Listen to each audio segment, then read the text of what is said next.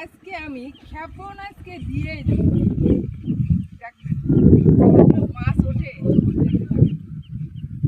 এই যে আমি মামার কাছ থেকে শিখে নিয়েছি। এবার এই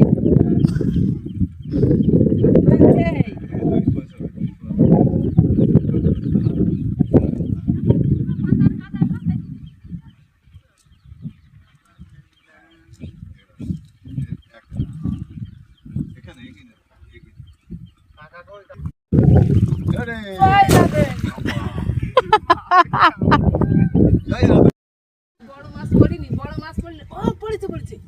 ওয়াও বড় মাছ পড়েছে, চলে গেছে। এই এই না বুঝা চলে গেছে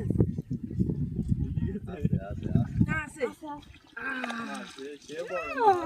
ওই বড়টা নেই।